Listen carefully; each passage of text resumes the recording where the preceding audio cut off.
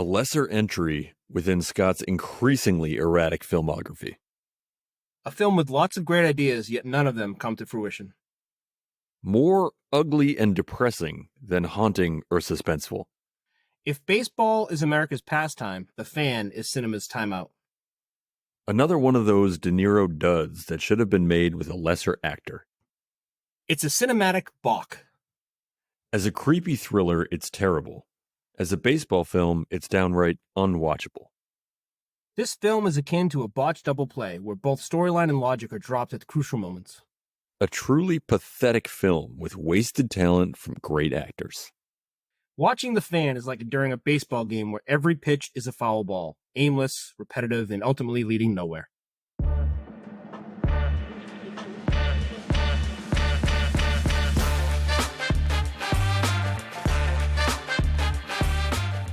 Welcome to this week's episode of Slept Down Cinema. I'm your host, Stan Steamer. And I'm Grove Street. And this week we're getting into the 1996 thriller sports film classic, The Fan.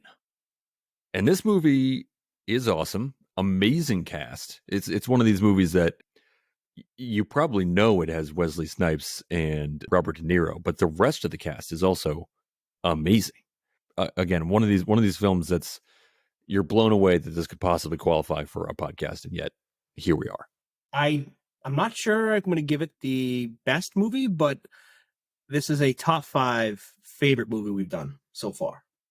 Yeah, I mean, it's rare we get to do a movie with two iconic actors and an iconic director. Yeah. There are very few of those that we've been able to do. It's so cool. It's in the 90s too. It's like a big budget movie. You get all the cool stuff. So many movies now made for, streaming, Netflix and stuff. And this little baseball movie could have been a small movie, but it's not. It's cool seeing it directed by Tony Scott and this being this big vehicle for Wesley Snipes and De Niro. And De Niro being crazy De Niro. Who doesn't want to see crazy De Niro? That alone should be enough to not qualify for this podcast. Yeah, I'm shocked that it does, but also very glad that it does. Yes. So as we mentioned, this movie and all the movies we review on this podcast are at or below 50% on Rotten Tomatoes for both critics and audiences. And we structure the podcast so that the first half is spoiler free. Talk about some things to look for in the film, take a break, go watch the film, come back, and talk about what we just saw. Let's get into the rotten premise. A troubled salesman who peddles knives, Gil Renard, has a volatile personality, which has resulted in divorce and a strained relationship with his young son. The one thing that Renard cares passionately about is baseball, particularly the San Francisco Giants and the team's newest recruit, Bobby Rayburn. As Renard's personal life continues to crumble, he begins obsessively tracking Rayburn, leading to kidnapping and even murder. Critics a lowly 37%, and somehow the audience even lower at 35%. This doesn't make any sense to me. I don't get it. This is a movie I watched with my wife once, and then when I was watching it again, she wanted to watch it again. It's like, I feel like that's a good rule.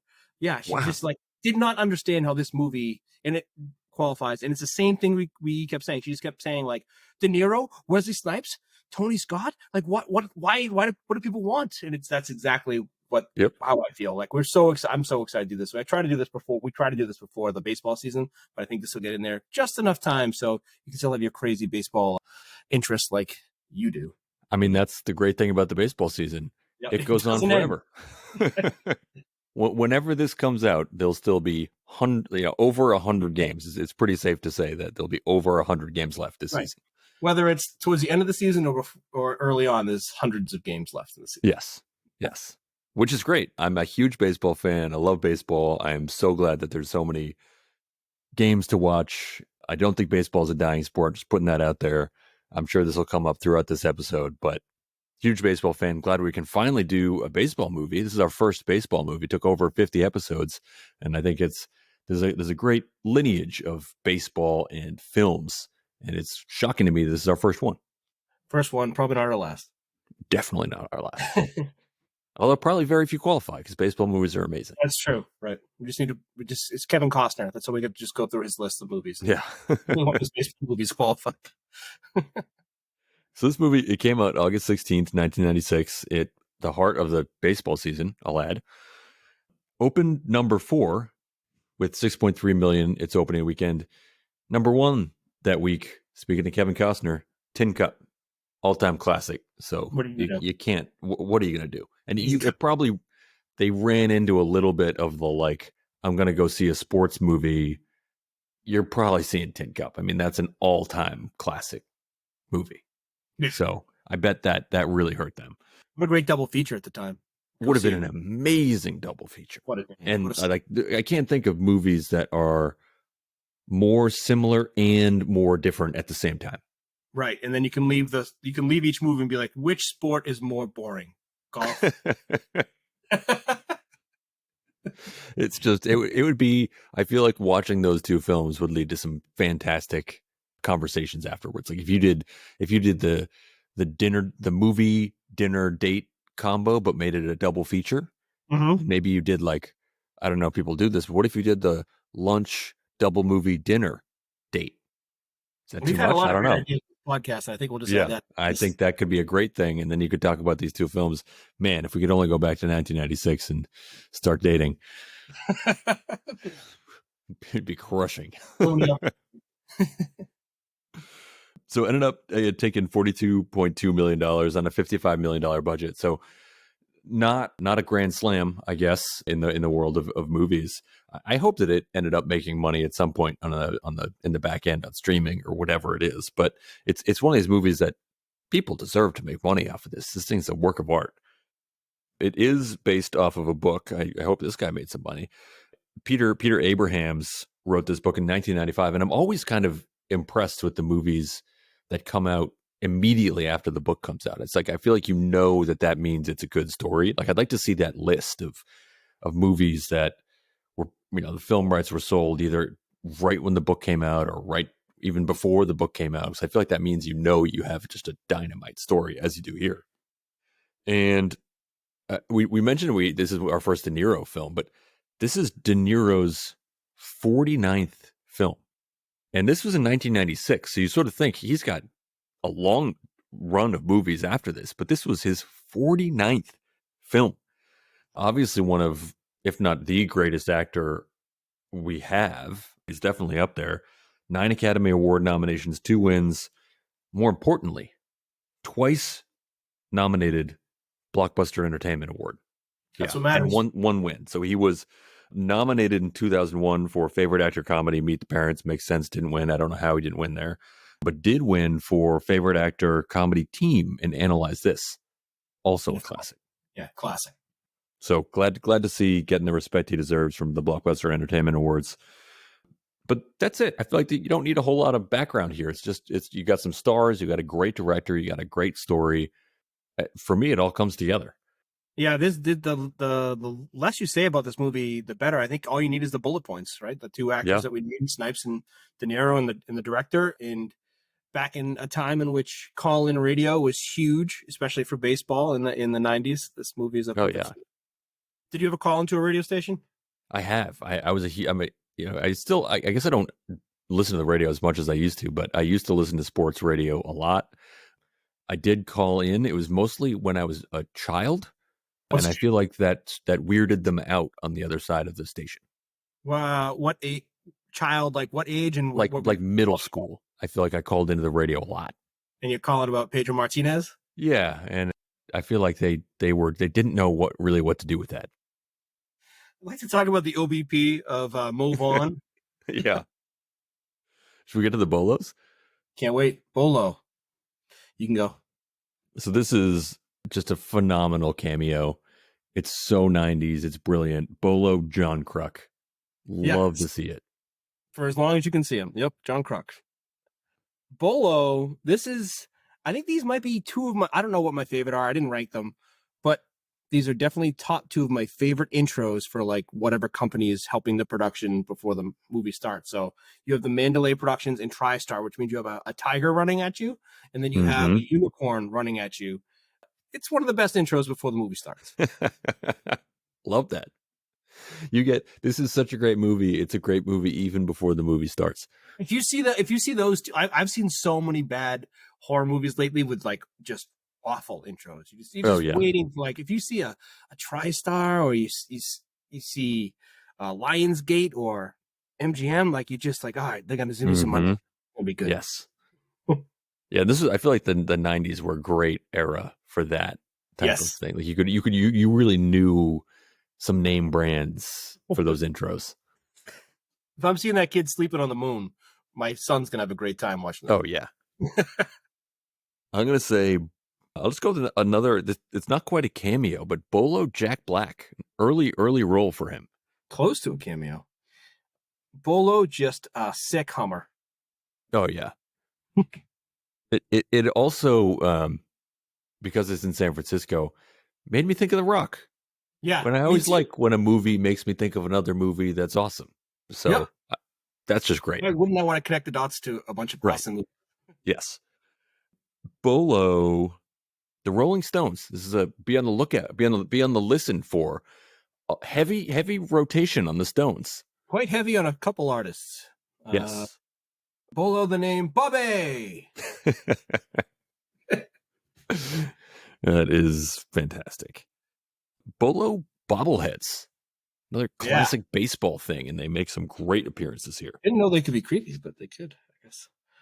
You didn't know bobbleheads could be creepy? Bobbleheads are almost always creepy. Really? Yeah, I thought they would be. Like, I guess if an adult has them, it's going to be creepy. That's what makes something creepy. Yep. Bolo talking on the phone. Maybe it's because it's new at the time, but talking on the phone in a car with the windows down. Come on. Yes, stop. You're better than that. Yeah, you're smart. Although it came through crystal clear, so maybe he had a really great phone. Great phone. Yep, that's true. I guess at the time, those phones were enormous, so they could pack in some more features that they just can't get now. Yeah, that's true. This is also something that is in a vehicle, but Bolo a tie rack. Bolo knife puns. Some great ones. I will go Bolo the femoral artery. It's a big appearance. I probably shouldn't say this since I just said the last one, but I'm going to say it anyway because it's fun. Bolo, a little pecker. Nicely done. I will go Bolo, a very fast-growing dog. Some breeds just grow quicker than really others. Fast. Yep, that's true. Bolo. Now, one of my buddies had one of these in college, and we nicknamed his vehicle Curtains because it had these. So Bolo van curtains. It's definitely a look. Terrifying. I will go Bolo some very long at bats. Yeah, pre pitch clock for sure. Well, yeah. Why is baseball a dying sport? It's not. You got a pitch clock. That's true. Yeah, they fixed that. Bolo asking about kayaks. Yes, one of my favorite scenes. Bolo binoculars. Also, just one of my favorite things. I love a good pair of binoculars. You must have been that guy at the game with binoculars. Oh, I've definitely gone to games with binoculars. Yeah. And the headphones? I've gone to headphones. Yeah. So both. Yes. Yes. That's the Bart man? Yeah, right. I didn't have quite those obvious headphones, but sometimes you want to hear what they're saying. It's a great move. I've done that too. Did you ever? Yeah, I mean, especially if you have bad seats, like it helps. You ever score games? So my wife frequently would score games when we go to games, and she was like getting into baseball, and she got into scoring games when we went. I did a few times when I was younger, but we would go like in our 20s, and she'd be scoring games and got really into it. Did you propose right then? Yeah, I know, right? Not only do I not have to explain the game to you, you have to explain how scoring works to me. Yeah, great. It's like fantastic. It's just like, oh, what did he do in his last at bat? It's like, oh, well, here's the score. It's amazing. It makes it now. It does. I'm gonna crap on baseball a bunch during this, and probably already have. But scoring the game does make it super fun. Oh yeah, such a fun way to watch a game. If you're at the game, no better way to enjoy it than scoring. I got into basketball so much in middle school, like around your time, where I learned how to score basketball games, but it was like very intense. Yeah. Yeah. But you don't walk into an NBA game and they're handing out score sheets for you to fill out. No. Bolo shaving. Mm-hmm. And also some fast growing hair, perhaps. So fast. Bolo a cockroach. Forget that. Bolo a vintage Doritos bag. It's great. I love the 90s snacks. I mean, I guess it's nostalgia for me, but I feel like they had some great designs back then. It popped. It certainly popped. Bolo, a very disapproving Stanford woman. What a busybody. Bolo, homophobia. Yes. Hard not to miss. Hard not to miss, yep. Bolo, a very creepy swimming pool full of old people. I like to change that this doesn't exist anymore, but Bolo smoking at the game. There was one dude who walks through the turnstile to come in, and he's just puffing on a cigarette. Yeah, the good old days. Yeah. This is my last Bolo. I mentioned this before we got on that I didn't have a ton of Bolos here. I think I just got sort of pulled into the story here. But Bolo Polaroids. Oh. Love nice. when those show up. That is a nice tidbit. All right, I got a couple more. I have a good amount of notes. I'm going to just blow through these here. Bolo making your son do something he doesn't want to. Bolo knife tricks. Do you ever have a kid in elementary school who like knew how to use a knife? Like he did like a thing? Yeah, I feel like there was like one kid who was a year older, and it didn't usually turn out well for him. No, they don't make it usually very, very far. But that's a sign. Yeah, that's if your 6-year-old knows knife tricks, then sorry, you might not have a long academic career with you. Bolo, a kid's favorite pizza. Bolo, hand to the face. Bolo, either a daytime or post or morning strip club visit, unclear. Bolo, a car phone. Bolo, the umpire. And Bolo, oh wait, I got two more. Bolo, an awful phone call tracing attempt. And Bolo, a prior actor from Slept On from Dante's Peak. Now he's important because I did a little segment on him during that movie because he did the Wilhelm scream, which is a famous scream that's been around for years. In Star Wars or whatever. So he did that scream in that movie. He's also in this movie. So watch out for, I'll just say Coop. That's who it is. Nice. Yep. All right. I think I'm done. I mean, by done meaning I only did half my list. I'll go first on this one because it's pretty straightforward for me. Drink to pair with the movie. I just wrote it. I mean, it's in the movie. Sometimes I like it when there's a drink in the movie and it also just fits well and just fits the vibe. And it's just Jack on the Rocks. I think if you said Jack on the Rocks during this movie, I don't see how you're just going to be in the perfect mindset for this baseball movie. I think that's right. You keep it simple. I like that a lot. My pick. This is one of these selections that I thought of this, and I gave myself a little pat on the back. Felt pretty good about this one. Nice. My drink is the Dark and Stormy. Oh yeah, nice job. So this movie, I mean this movie is one of the darkest movies we've done, and we've done a movie where people hunt other people. I'd say this movie is darker than that. So you'll get into that. So it's obviously dark in that respect. Certainly so. And then it's also just some visually dark. Some of the very important scenes are visually very dark and also very stormy. You will know it when it happens. So I'd say get yourself some Dark and Stormies and just ride with it. That is fun. I just had a non-alcoholic dark and stormy from this place, Curious Elixirs. I don't know if you're ever going for like a couple non-alcoholic drinks. It was delicious, but I think is it just ginger beer and lime, or is there like something to? It's like a $7 non-alcoholic dark and stormy, so it's actually not really a good deal. But I think your version of the drink is much better. The alcoholic version of a dark and stormy. That's a perfect drink. I think that wins. I think that'd be the perfect drink to have with this movie. Very stormy. There was I read, or some of the background info was Tony Scott wanted to be really, really stormy for the baseball scenes. And then some people were telling him on the set, like, hey, man, baseball isn't football. They stop. I think it's too stormy. Yeah, well, and having also the Last Boy Scout. Yeah. Right? Yeah.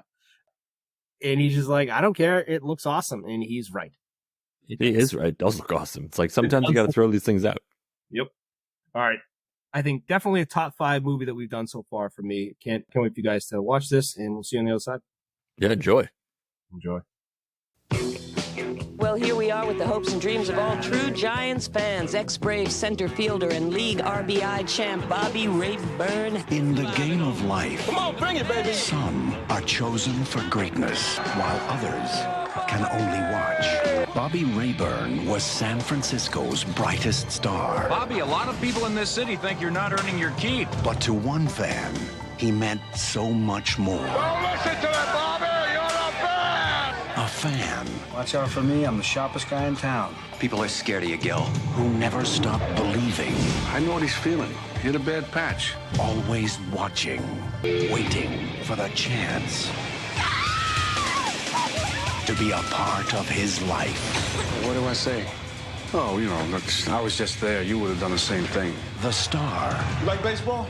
Well, I'm not obsessed with it or anything. And the fan. Bobby. Destined to share the spotlight. Hey, Bobby! I'm telling you, he's in the stadium. Now do you care? Slept On Cinema is brought to you by Training Ties, the ultimate shoe tying tool. If you know anyone who's struggling with shoe tying, Training Ties is the perfect solution. Or if you know anyone who just doesn't like tying their shoes, Training Ties keep shoes tied all day long. Say no to Velcro and yes to independence with Training Ties. Welcome back. What an ending. Yeah, what an ending. I mean, that you won't forget that ending. It's impossible. It's one of the most just like bonkers, balls out, Tony Scott doing his thing ending. It is amazing. That's kind of what I like about this. It's like people doing their things they're known for. Snipes, this isn't the first time playing an athlete or baseball player. He's awesome. Yeah. Niro, first time playing crazy? Nope. So many of the negative reviews are, I think it's our least favorite word. They're like, this is derivative of him and his private roles. Like he's just doing Cape Fear. He's doing whatever, Taxi or whatever. And it's not those guys at all. Just because he's kind of creepy and a psychopath, it's not the same guy, but I don't know. It's very, very different. Yeah. It's also like, yes, he acted that role. He experienced that, and he's building on that here. I mean, that's what you do. You build off of things that either you've done or others have done before you, and that's how you make great works of art like this. I cannot, like we say this all the time, that's the point of our podcast, but I cannot understand how both of the reviews are in the 30s. It's not even close. Like this movie super qualifies. It's seen as like a really, really bad movie, which is insane. I have one theory, which we'll get to. It'll come up later. Nice. All right. But I feel like it maybe only explains a couple percentage points. I have a bunch of questions, but before we get into the draft, I'm curious, what do you think Primo's stat line is? Who is he as a player? He was in center field from 90 to 95, right? 96 came. He's moving to left field. He's called a flash in the pan by Niro, but he's also a very good hitter. It's very clear he can hit. So who is this guy? He's one of these like late career bloomers that was probably, puttering, getting by. He was probably hitting like 260, 250, but played good defense for a while. And then the 90s, that era, suddenly you're like, looking back, you suddenly get a lot stronger, and suddenly those doubles are home runs. So that's kind of my thinking, that he was sort of like, I don't know, I feel like the guys that come to mind were like the real amazing guys, but he's one of those guys that suddenly just popped. Maybe a little enhancement. Maybe Brett Boone at center field or left field. Just kind of weird. Speedster just hit 50 home runs. Right. So also, that was Balco's pretty big in San Fran. Mm-hmm. I mean, I think that I don't think that was what they were going for, but I think when you look at what was really happening, that's what was going on. I think. Right. Yeah. All right, let's get to what's really happening with our drafts. What do you got as your first pick? My first pick, and I know we went through all this, how we have De Niro, greatest actor ever, but I'm taking Snipes. I'm taking my man Snipes, number one overall. I know we did a Snipes double feature already. This is our third Snipes film. He's one of our podcast's greatest actors. He is amazing here, and it's one of these roles where he doesn't have, like, De Niro clearly is the guy that just chews up the scenes. He is carrying the film, but Snipes plays this role perfectly. And I feel like the fact that we have this history with him as a baseball player, and there is a world where this is in the same universe as his character. Like, this is Willie Mays Hayes, and he's made it. It's not far-fetched to say that that's the same thing. So in my mind, I'm like, we've already have that background here. And then he plays this perfect character who's going through a lot, and he's sort of figuring things out real time, and he seems completely realistic. Like he seems as if he has actually lived this life. And I think in part because probably he sort of has. I mean, it's tongue-in-cheek how they compare him to Barry Bonds, because I think that's who he's supposed to basically be. Yes. It's funny that you compare him to Willie Mays Hayes, because that's sort of how Barry Bonds started, as a Willie Mays Hayes, right? That was his archetype, that was his avatar, that's who he played like when he was in Pittsburgh, and then he becomes who he became. But I'm glad you picked him, and it's funny. There's certain people who just seem to be slept on actors and actresses, and him and Jean-Claude and Sly, like they're just our guys. And every time we do one of the movies, we're like, that's why, because they're awesome in every role. We did what, Money Train and Passenger 57, I think, so far with him. Yep, that's right. And this might be, those were awesome. We probably picked him in those ones, but this might be his best yet. He did it feels the most natural. Yeah, it feels like it's just instinctive. He has to play this like kind of jerky, aloof baseball player who's not connected to the regular average fan anymore, but also be likable and grounded. And he does it all. He just pulls it. He's not, I don't hate him at any point during this movie. You always see his side, even though he's supposed to be this detached athlete who doesn't care about the everyday fan. It doesn't matter. He does a great job of making sure you still care about him, the individual, because you see his side. Yeah, it's also a role that I really can't see any other actor doing close to this. Well, it wouldn't be Omar Epps. They tried that in Major League 2. Right. Yeah, I don't think there's anyone. So, and I actually think there'd be some guys who could probably play De Niro does it better than anyone, but there's probably guys that could play creepy. And that's right. I think there's probably some others who could do it, and it wouldn't be maybe not as good, but it wouldn't be that far. I mean, there's like, I feel like you could have done Jack Nicholson could have done anything then. I feel like Christian Slater, maybe he's a little too young in this at that point, but I feel like he can do that kind of creepy, but kind of relatable at times character. Yeah, I think even like a Michael Keaton or something could have done that too, because he has that arrangement. But the being athletic enough to pull off the role of like being a believable, 3-time MVP, RBI champ, like, and you just like, yep, that makes sense. That's Wesley Snipes. Of course, that's his role. Yeah, that's a great pick, and I'm glad you picked him because that leaves my clear-cut number one pick for me, which is De Niro. I'm glad you picked Wesley, but just De Niro is just this guy. If you want a Cape Feary, just taxi, just crazy guy who's slowly, the best part about it is like he's slowly become unhinged. Like there's little glimpses that he's not right early on. Yes, there's definitely little glimpses is selling it short. There's some huge glaring red flags. Okay, fine. Huge glaring red flags. Well, you're from Newton, so this is not normal for you guys. This is regular stuff for some other people. But yeah, it's pretty obvious that he's on the edge, and he just unravels so greatly. You're not sure how far he's going to go, and then by the end, you're like, oh, he's literally saying, "I'm going to kill you, kid," to the guy that he has idolized since he was a little kid. It's funny how that just like with a fan, I guess it's a big part of it. Like that admiration can just change so quickly from like loving you to screw you. You don't care about me as much as I care about you. And it just turns so fast. So Robert De Niro, he has died 19 times in a movie. 19 times. Pretty hot. Yeah, 19 times in a movie he's died. I looked up. Has he ever been brought back to life? Has he ever died twice in a movie? I don't know. No, not yet. I don't think so. I don't think he's come back. Still time. The number one guy might have come back. I'll get to that in a second. I should have looked up for context where that ranks, but I'll give you number 2, Dennis Hopper. So Robert De Niro was 19 times. Dennis Hopper has died 48 times in movies. which is nowhere near. This is like right now, big Celtics fan here. The Celtics are up by 13 points on the second place Milwaukee Bucks. They're just like lapping them. They're so far ahead. And that's what the number one most dyed actor on screen is. Have you heard of Christopher Lee? Yes. Dracula. Yeah. The original Dracula, who also plays Saruman and Count Dooku. He has died 70 times on screen. That's an insane amount. So 19's a lot for De Niro. Yes. And you said he's been in, at this point, 40 something movies. This was 49 right here, and he's had a number of films since.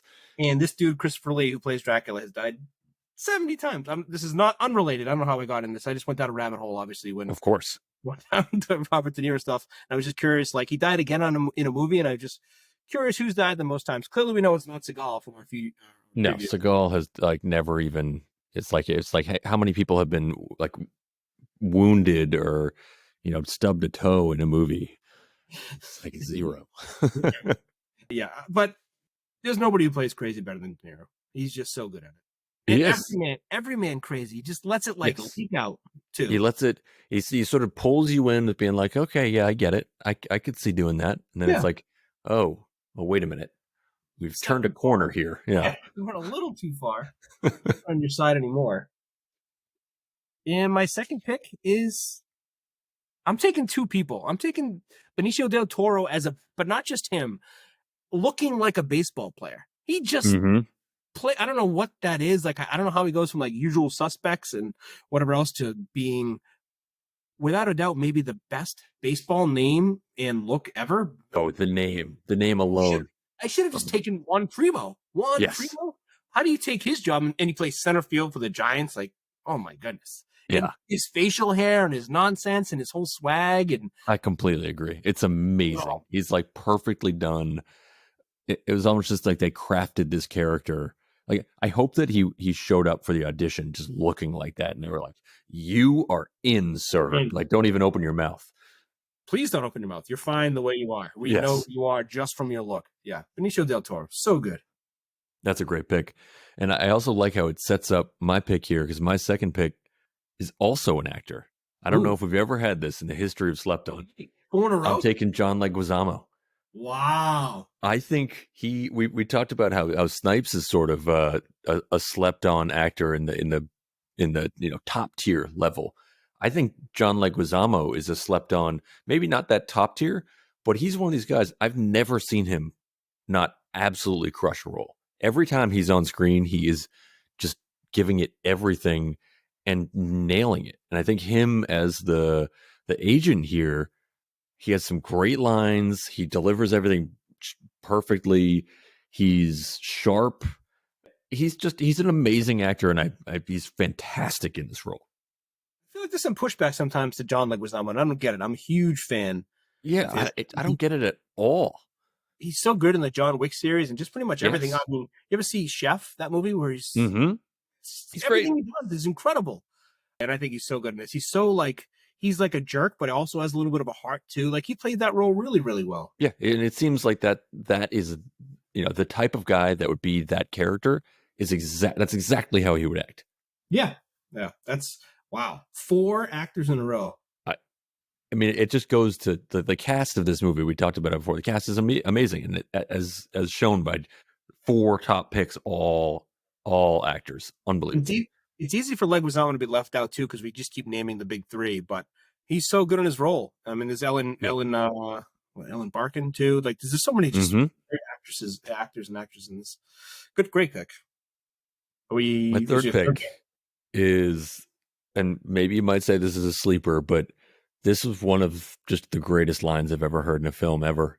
I don't know who wrote this, but when it's early on when the radio sportscaster, the woman is trying to get an interview, and it's a John Leguizamo line, and she goes, in declining Snipes' desire to participate in an interview with the sportscaster, he'd rather nail his penis to a burning building. It's pretty good. That just knocked me on my ass. That's such an amazing line that I was just like, that's it. This is I mean, it's one element of an amazing set of dialogue. The dialogue throughout the film is fantastic, but I had never heard a line like that before. I was just like, this is amazing. What a line. I'm going to have to squeeze that in the next couple weeks into our day-to-day life and see how. Oh, I'd rather nail my penis to a burning building. Yes. That's a really intense. It's so visceral and visual, and it really gets the point across. Yeah, that's the imagery on that is awful. Yes. And it's like the fact that they threw in the burning building part, like the fact that it's burning, right? Like you could have stopped at just nailing his penis to anything. It's already pretty bad. Yes. Shows, and instead of your idea, I'm now going to die penis first on fire. That's a great pick. It's a good way to rebound from our too many actors being picked. My pick. This is. I don't care if it should be a sleeper. I love these, and I'm going to take The Fireplace from Bobby Rayburn's house when they're playing pool. I know it should be a sleeper, but it's not a sleeper for me. Fireplaces are not sleepers, and he has the whole stacked, freshly cut wood next to it while they're like having drinks and playing billiards, and just that fireplace. I just, if you have a fireplace like that, this come up in Batman Forever and a few other movies with the fireplaces. I don't think you can have a bad life if you have a gigantic fireplace. You're going to read. Completely agree. You're going to want some calm time, some quiet time. That's always going to lead to productivity and at least happiness. And you're just going to sit in front of the fire, throw logs in the fire, have some whiskey, have some great wine, and read some books. And how is life going to get any better? That fireplace is incredible. That's an amazing pick. Definitely not a sleeper. I can see why some people might think it would be, and they're wrong. I also huge fireplace guy. When we bought our place, it had been severely dilapidated, so we had quite a bit of design choices, and we did specifically build a place to store stacked firewood next to the fireplace, because I think that is an essential element when you have a great fireplace. So I love that. I love that pick. I love a good fire. We have quite a few fires throughout the year. I mean, obviously living in New England, it's essential most of the time, but we go through a lot of wood. Love a good fireplace. And having the wood close, it's so annoying. I've had bad fireplaces and the wood's not close sometimes, or you have like a couple pieces, but the real stack's over there out back. Yep. And it just limits your usage. Having the huge stack there, it's like entices you to just throw it in there. Yeah. Right. I mean, it could be, you're like, oh, it's a Tuesday and it's already kind of late, but you know what? I'm going to start a fire up because I want to. We have a wood's right there out here, which is easy. It's just yeah. My sleeper pick. I'm gonna take. My notes here are pretty messy for this one, but I'm gonna take it anyway. When the locker room attendee was offering bad advice about Bobby's number, is what I wrote. He just held up his finger to his ear and motioned for Leguizamo to go talk to the guy and get Bobby out of the conversation. So that's when it was like opening day, and this idiot is standing near his locker, and he's like, I don't have number 11. He's like, no, you got number 33. Maybe you'll be 3 times as better with that number. And then he just is like, he's just tired of hearing from some idiot he doesn't want near him, and he just puts his finger in his ear and he goes, take care of this guy. Like, go to him. I don't want to even have a conversation with him. Imagine having a guy like that. I feel like my entire life would be better. I don't want to talk to anyone. Yes, I mean, he's someone with a stupid idea that just inserts himself. Like, he doesn't need to hear that thought from you at all. That's just annoying. I would love that. This has come up. I forget the film where this came up before, but one of my extreme weaknesses is I am terrible at ending conversations that I don't want to be in. I'm terrible at it. And I feel like if I had a guy that I could just make a little signal to, and he takes care of that for me, I mean, that's like a huge life upgrade right there. I mean, that's like a significant upgrade for me. Because I'm going to be upset, and I can't even handle this. I don't know how to get out of this conversation without being a jerk. I want to be a jerk, but I know this guy is not saying something that I want to deal with at all. So you just go deal with it. Yeah, I need that guy. I need that guy bad. It's John Leguizamo, who's so charming. Yes. I don't think I can afford him. No, probably not. That's a great pick. My sleeper pick is probably a bit controversial, probably especially in your eyes, but my sleeper pick is getting to a baseball game early. I love getting to the park early. I like being able to see batting practice. I like sort of getting to experience the park when it's not as crowded and it's sort of almost peaceful pre-game rituals. I like seeing what the players are doing. I like watching them throw in the outfield. It's amazing. I'm always just blown away how easily these players can throw the ball really far distance. I even like watching the players stretch. I'm like, oh, look at that stretch. I love the whole thing. I rarely now get to experience the joy of going to a baseball game that early, but it's one of my greatest joys. I totally get that. I will not poo-poo it, even though I'm not a huge baseball fan. I do get that a lot. I used to go to my sport was hockey growing up, so we'd go to the games early and watch the stretches and watch them get ready and watch them fire shots on an open net. It was just like, for whatever reason, it was just encapsulating. You just wanted to watch it, and I get it. And it's also so, I feel like when you're at the baseball park early, you're amongst your peers. Yes. You're there with people who are like, ooh, who here is scoring the game? Who here? A high percentage. Yeah, who here has headphones on listening to this on AM radio? Like, ooh, these are my people. Yeah. And it's everyone just it's real just enjoyment. You get there early, you're just enjoying yourself. Right? That's you just having a fun time. Absolutely. It's just it's a great sort of relaxing time. It doesn't have that crazy hustle and bustle that might happen during the game. And it's also in baseball, it's unlike other sports where I feel like that in some games the outcome is to some extent determined, right? Like if you go to a football game and your team's bad, you probably know you're almost always going to lose. In baseball, there's so many games and so much variability and randomness. You always have a chance. And in that pregame time, it's like, we're going to win today. We got this. Crappy teams can win 60 games. That's easily. It's pretty good. Yeah, exactly. You can catch one of those. Yeah, and I also I do enjoy when you fully embrace the nature of baseball, which is like kick back, relax, and let's just take it slow. Why wouldn't you get there early and watch the little forms and all the little things that go on behind the scenes for baseball? It's and how pumped you when the game finally starts after watching them stretch for 3 hours. Yeah, like they're ready. I'm ready. Let's do this. All right, I got an anti-pick. What do you think about going to local high school sports, local sports without kids? Creepy. Yeah. It does. You might have kids, but they're not in. Yeah, no, I think it's creepy. It's weird. It does make me think of Good Will Hunting, which was a great scene, which isn't creepy.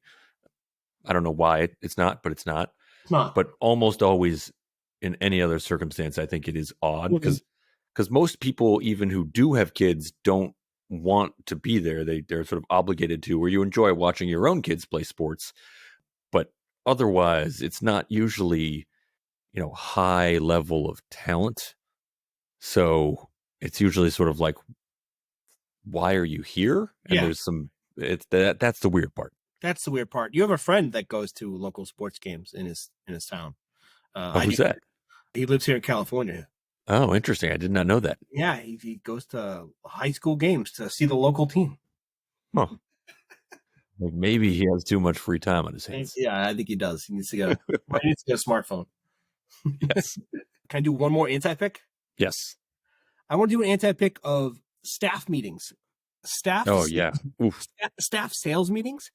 I don't know if have you ever had a sales job? I mean, you've had many. You've had careers. You have a career, but I don't think I've ever done any sort of sales. No. Out of high school, out of college, I didn't know what I wanted to do. And I was a car salesman, and they had these I worked for Kia on the auto mile in Norwood after I graduated selling Kias. And every day before the shift, they would have these meetings to encourage you how to sell more. And they were just they didn't have a door and a knife, but they had a cup holder and example. Like it was just like jam this. Like, they like the cup holder, sell the cup holder, sell them a $30,000 cup holder. We built this cup holder up, and it was just like this awful world of sales meetings, and then people being reamed out for not going after someone who they said they couldn't afford it, but they could because you could bring them in the back and get them any loans they want just with a bad rate. It's like all this. It's just awful stuff. So sales meetings, and that one that Gil had to go in with the knife going through the door, just Oh yeah, horrible. I don't know what that does for morale. Does anyone do it's their not job there? good. No, it's not good. I guess it's supposed to scare you. Yeah, I mean, maybe it works on some level, or it feels like maybe it's one of those things that maybe worked like 40 years ago. Right, yeah. You know who that guy was? Do you ever watch Frasier? Not a lot. No, yeah. Well, the Bulldog he ran another sports show along with Frasier. That was who Got the it. boss is. Yeah. All right, superlative. So this week, lots to choose from here. Most dislikable act. So I think there are plenty to choose from. I mean, we talked about how this was a dark movie. De Niro's character, Gil, he is on a downward spiral, and he does some things. Yep. So what do you think? What is most dislikable in your eyes? There's so many, and there's some that are clearly the worst, but I might not choose those. I might not choose that. I have some honorable mentions that I can't wait to get to, but my first one is I guess this goes along with the whole attitude of going to the game, but his son finally got excited. He was leaving the game and there was bases loaded, and his son's like, "You can get a grand slam," and he just sits down. He's like, "No, you're getting greedy. You got to sacrifice," and he's all this nonsense of like that, the boomer language of just like, "Oh, don't have fun. You got to sacrifice. It's fair." And he's like, "I just want to see a home run, Dad, and we get a grand slam." Nope, don't enjoy the game. Pay attention. Yeah. All this like not having fun at the game stuff.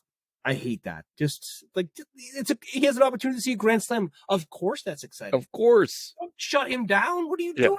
This is the whole point of sports: is to enjoy a possible grand slam. You're there for it. It's not to see a sacrifice bunt. If that happens, great, but don't yuck his yum because you. If that happens, I feel like you can go on about how this was a beautiful thing too, but it doesn't make a grand slam any less good. Right. That's ridiculous. This wasn't a bad thing. This is good because of, but it doesn't make you can root for a grand slam. Of course, this is fun. Yeah.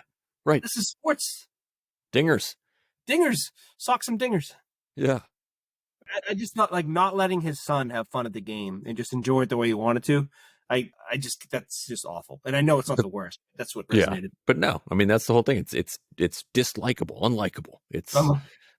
That's a great pick because it's also, it shows you a lot about the character in that one action. Cause it shows you how like self-centered he is in many ways. Like he's, and trying to impose his own views on everyone else, including his son that he, in theory, is sort of trying to bond with and having limited opportunities to do so. And when he does finally have that opportunity, he's just totally self-obsessed about his own worldview.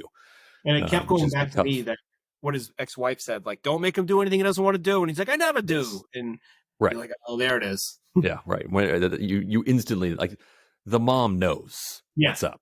The mom knows. He's off. Yep. So mine, maybe not as subtle or as deep as yours, but for me it was just when he left his kid at the game. Yeah, I know. It's that's the answer. I'm being an idiot. That's the answer. I feel like yours is more. It's like a wiser choice in many ways. Like I feel like it shows something deeper about the flaws in his personhood. But you're bringing your kid to the game. He really didn't even want to go, and he's sort of just excited about it to literally just to spend time with his dad, who he doesn't get a chance to do that with a lot, it seems. And you leave? Yeah. I mean, like putting aside the dangers or whatever, like which maybe there is, maybe there isn't. I'll put that aside. Just you're there with your kid, and you don't even tell him. I mean, one thing, it was like, okay, I got to go leave to do this thing, or the other alternative is his son would probably be more interested in seeing a sales call or seeing out what his dad does. Does it also take it with you? Does it also speak to baseball, where that he could go to the game, watch some, leave, drive across the city, come back, and it's still like the fifth inning? Well, I think they did take some liberties because I don't know if you've parked at a sporting event in any time in the last several decades. He's not getting to that meeting within a couple of hours, let alone getting back and let back in the stadium. But you have to take liberties at times to make things more realistic, even though they're unrealistic. It's a paradox, I know. But The funniest thing I can remember is, as a kid, the Boston Garden, they had I know they used to be able to smoke in your seats, but then after you could smoke in your seats, they had a little section outside the bathroom that you could smoke outside. So like not outside, you're inside, but it's like this little area. The smoker's corner. Yeah. The smoker's corner. Yeah. And I remember my dad going to like leave, like, oh, I'll be right back. And he like disappears for not a couple hours, for, 10 minutes to go smoke, grab a beer or whatever. And then you're just like, I'm in my seat all alone. And even for that little 10 minutes or whatever, it felt a little scary. I can't imagine. He's like, I'm going to leave the stadium. Yes. I'm going to get in my van to drive somewhere else to attempt to have a business meeting. So I mean, obviously, he kills a man, he kidnaps a child, but I think for us, maybe it's just us both as fathers could really feel the dislikable elements in those other scenes. I'm sure that's a part of it. Bumper sticker. I feel like there was oddly a good amount of options for this movie. I'm not sure how. It's like a bunch of second or third round picks for this one. I think it's not something that's great. I actually had a hard time with the bumper sticker here, and it was interesting because one of the things that I thought this movie, one of its highlights was the dialogue. I thought it had amazing lines. I mean, I took a line in the draft, so I thought it had absolutely amazing lines. The dialogue was brilliant, but I didn't think a lot of the dialogue really lent itself to a bumper sticker well, at least for me. So I'm excited to hear what you have, because I'm sure I missed a lot. But this was not for me it wasn't a pain and gain. It wasn't a super bumper sticker movie for me. Yeah, no, I have a bunch of them, but I'm not sure any of them like stand out. So I'm curious to hear yours first. Mine is kind of a deep cut, but as it is a line from. Is it a fan pun? Yeah, right, exactly. It is from one of my favorite scenes, which I mentioned, is just, you got any kayaks? Kind of obscure. But they know it's going to infuriate the other person. Yes. There's a lot behind it, but I could also see it like on some sort of like a Subaru with a roof rack, and someone's just like all outdoorsy or whatever. But it's also like a very just kind of like screw you line, which is what bumper stickers are. Yes, exactly. It's usually screw you, just versions of screw you. Yes. So I loved that scene. I loved everything about that scene. I thought it was really well done. I liked, what the guy's watching on the footage, and the dialogue between them is phenomenal. I watched that a couple times. Just go back and watch. It's almost like its own little, like you could almost pick that scene. Yes, we could have picked the scene. I feel like it's a scene that if you were going to go, I have no idea how movie auditions work, but you'd be like, yes, I prepared a scene. Like I would use this scene. I would be the guy watching the people's food. Yes. But he was great at playing like kind of disinterested, like, oh yeah, you do your demonstration, sure. Oh no, we already have the line set up tight. We got a lifetime contract with Gerber. Yeah. But that's mine. I didn't have a lot of second honorable mentions, so I felt pretty good about that one. But I'm very excited to hear yours. Good about any of mine, so I'll do one I pick, and then maybe a couple of the honorable mentions. But every time it's a bumper sticker, I always go with like, you're being a dick. I think. I mean, nobody there's like the goofy crew that puts like life is good or whatever their nonsense they put on the back of the car. But most of it is just like, I'm a dick and screw you. That's basically the tenor of the bumper sticker. Mm-hmm. So I have, now do you care? Oh, that's my bumper sticker. Just like, maybe you cut them off. You weren't paying attention. You're on your phone. Here in California, the third most important someone's doing while they're driving is driving, because they're like feeding their dog, or they're on the phone, or they're eating themselves. And they just are so aloof. So it's like they don't care about anything. They'll cut you off 1,000 times. They're not paying attention. Then you cut them off. And maybe see that they see your bumper sticker and it goes, now do you care? Like maybe now. I like that. I like that a lot. So yeah, it's like you didn't pay attention until yeah. I cut you off, and now, oh whoa, now feeding your dog a treat isn't as important. Now you care about driving. Now that bowl of cereal you're eating bowl of cereal, yeah. It's that hot soup that you have in your hands. Seriously, you don't care about anymore. So that's what I have. Now do you care? But I thought this was a throwback. This is an honorable mention to a throwback as a kid. This movie did a good job of calling people, I don't know if this is a swear word or not, but calling people dickheads. I think that's a funny thing. Yes. Yes.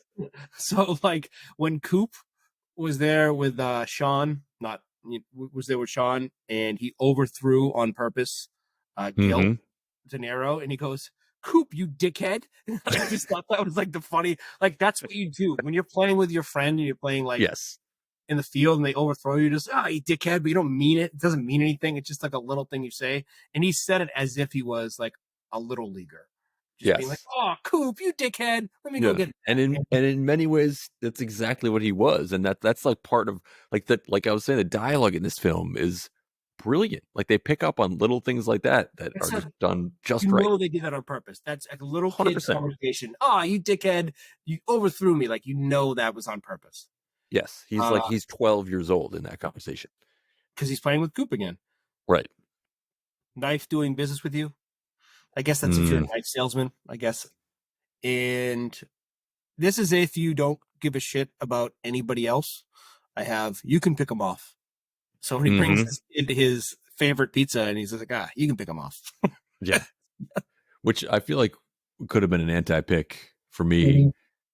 Because as a child, I actually have a very distinct memory of having a babysitter who would always get pepperoni pizza.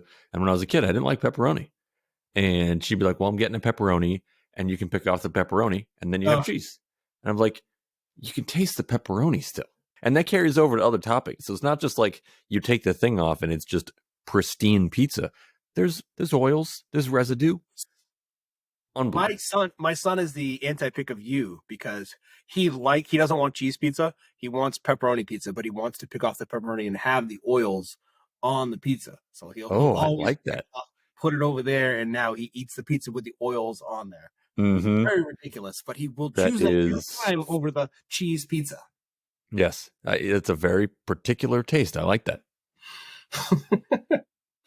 We're going in deep here. One change to be a blockbuster. I'm going to go first because I think it's tough because the guy who's in charge, I think, is really good, Zimmer, but it's not his score, all of it. The soundtrack. I cannot. I knew when I was watching this movie, I was like, Grobe is going after the soundtrack here. This is not it. This isn't it. I cannot deal with, was it 9 Inch Nails? A lot of 9 Inch Nails. Yeah. You can, like, that stuff is just like, I feel like I'm a mom and I'm just putting my fingers in my ear going like, this is not my music. I can't do this. And it's just, I know it's a sign of the times and it's great for 90s. It puts you exactly in the time frame of 96. You know who you want. Yes. But I don't want that. I want something else.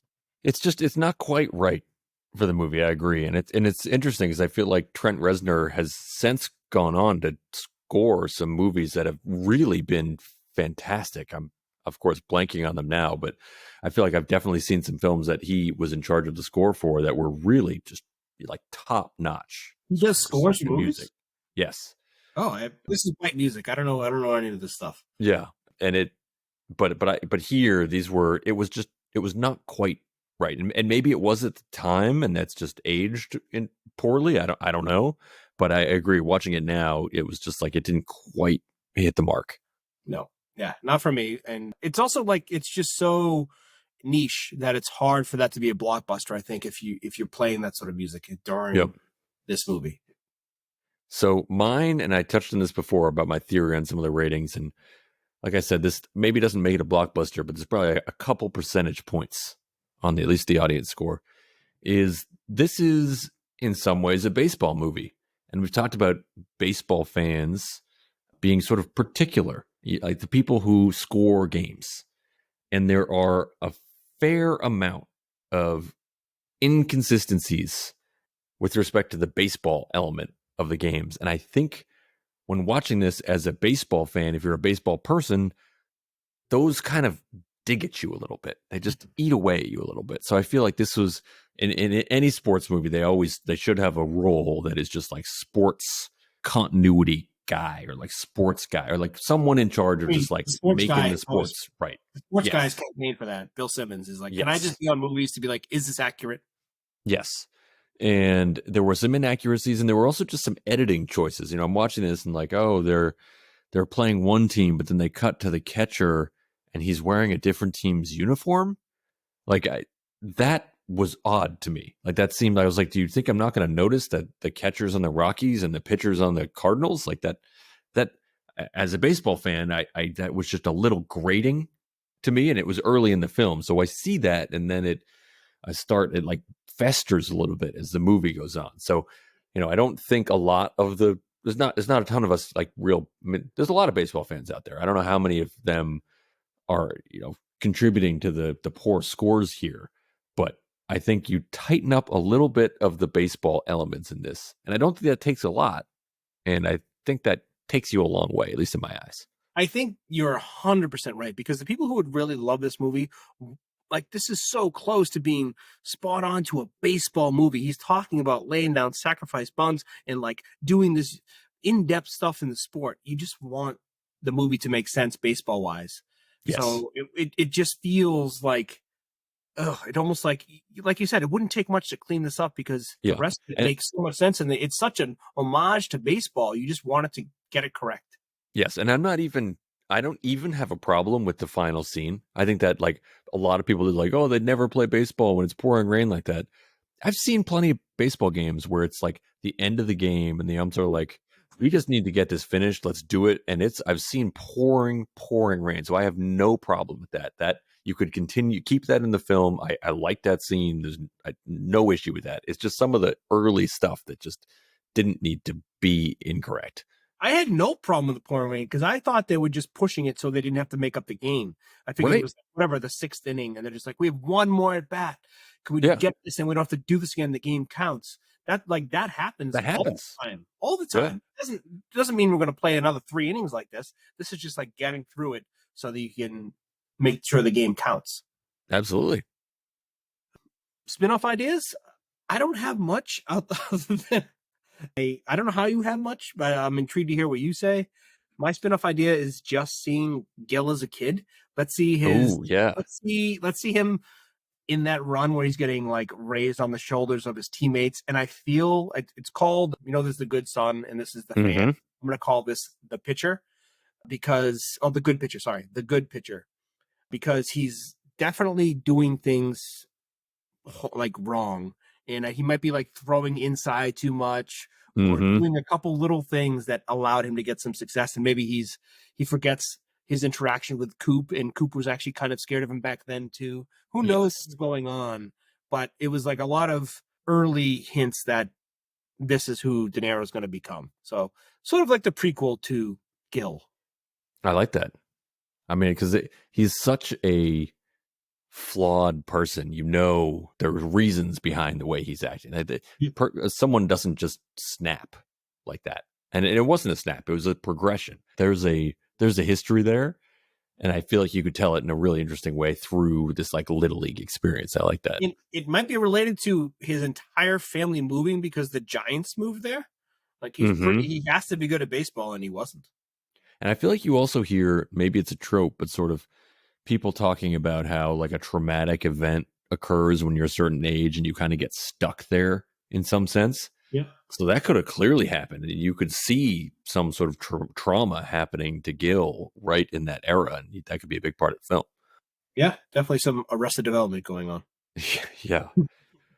Mine is just, and this was because I definitely got some Glengarry Glen Ross vibes from all the salesman elements of this. I want to see more of that knife shop.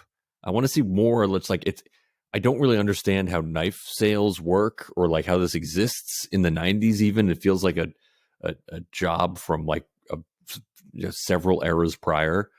But I love Glengarry Glen Ross, and I think you could see a lot of interesting. There were a lot of great characters, it seemed like, in that office, and dynamics.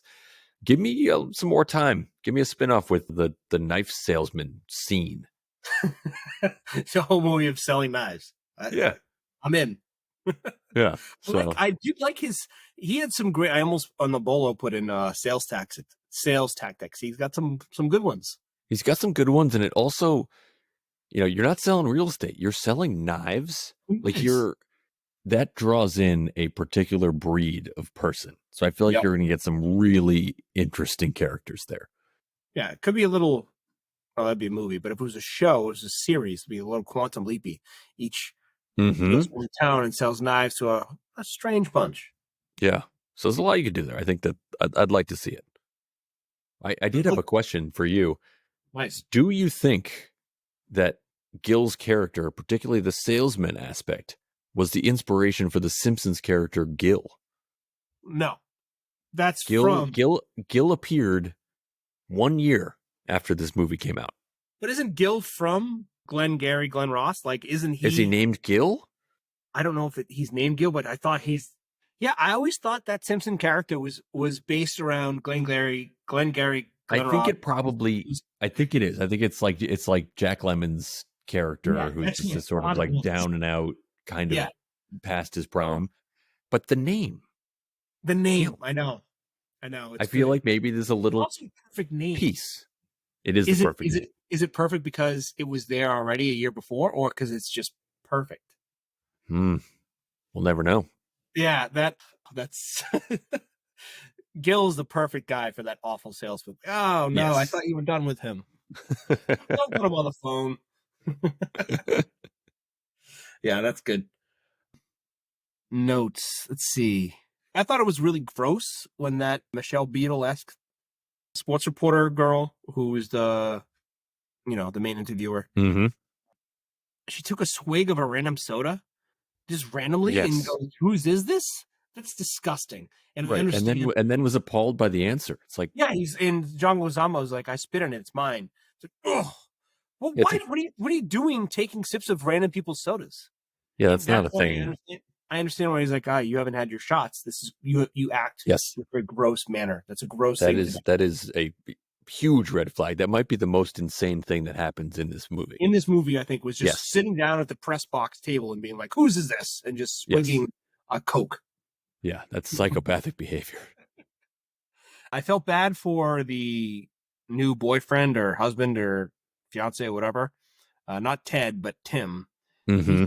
Always being told to call the cops by his job is just like, Tim, call the cops. Tim, call the cops. He's like, I hear what you're saying. I'm not really sure if you think this out. Like, if I call the cops, Gil won't be here anymore. And I'm not right. He never calls the cops because it doesn't make any sense. No, but he's in a tough spot there. I don't envy his life there. I had one note of, in part because I don't have John Leguizamo that I can just call on to end my conversations when I don't want to, that this was just a phenomenal conversation ender of, let's talk about your divorce. Yeah. Instant conversation ender right there. So I can keep that in my back pocket. Yeah, I think we need that when somebody tries to like small talk us and we know they've been divorced, like as we get along, then we can bring that up and that maybe will get us out of the conversations that we don't want to do anyway. We don't need a Leguizamo. Yes, although as I'm saying this now, it occurs to me that it is a risky maneuver. It's probably one of those things 9 times out of 10, boom, they're free and clear. But one time, you're then stuck talking about someone's divorce. Yeah, and all of a sudden you have to in the morning having tequila shots with them. Otherwise, you feel like a jerk for asking. Or maybe you need some backup thing for that 1 in 10 circumstance. You need like another line to get out of it. I don't know what it is. Diarrhea. Let's see. Oh, we brought this up before, but him having to apologize to his dad at the game for not watching hard enough. I thought that was just like, oof, yeah, so crazy. I can't even imagine you could do a game and be like, "Hey, pay attention, pay attention like you're in school." Ugh. Yeah, it's bad news.